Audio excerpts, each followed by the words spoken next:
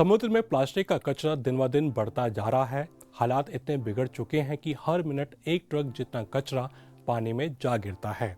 देखे तो लगता है कि जैसे समस्या इतनी बड़ी है कि इसे ठीक करना मुश्किल है, लेकिन चीन में एक ऐसी पहल हुई है जिसने साबित कर दिया कि अगर सोच बदल जाए तो रास्ते खुद ब खुद निकल आते हैं। इस मॉडल की खासियत इसका आसान सा आर्थिक तरीका है।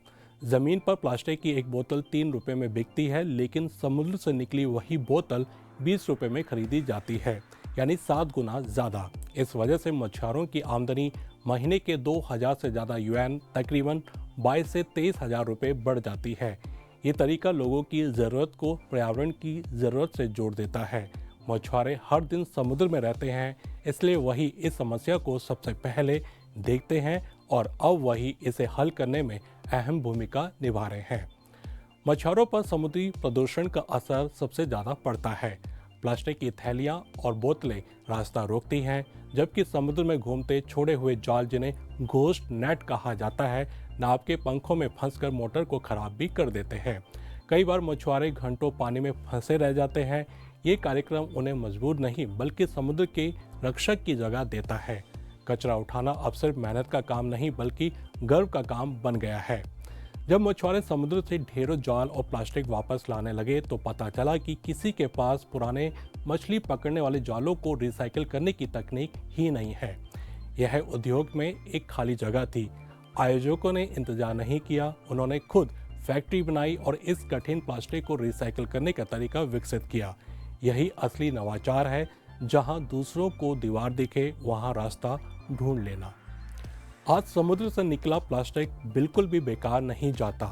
साफ करके इसे कपड़े, हेलमेट और चश्मे के फ्रेम तक में बदला जा रहा है। कचरा नई चीजों का हिस्सा बनता देख लोगों को सुकून भी मिलता है।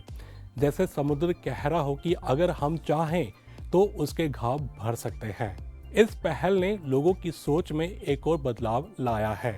समुद्र को अब कचरा फेंकने की जगह नहीं बल्कि संसाधन मानकर देखा जा रहा है। इसी सोच ने एक और नई तकनीक को जन्म दिया, तैरते हुए सोलर पावर स्टेशन।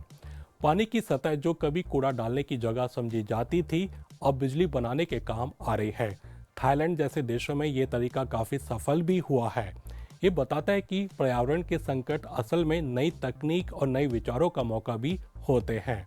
इस मॉडल से बड़ा सबक यह मिलता है कि समाधान सरकार के आदेशों से नहीं बल्कि लोगों की भागीदारी से निकलता है।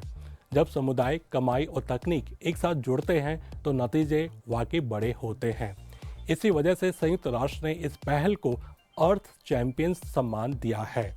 समुद्र की मुश्किलें अभी खत्म नहीं हुई हैं, लेकिन इस मॉडल ने उम्मीद की एक नई लहर जरूर पैदा की है।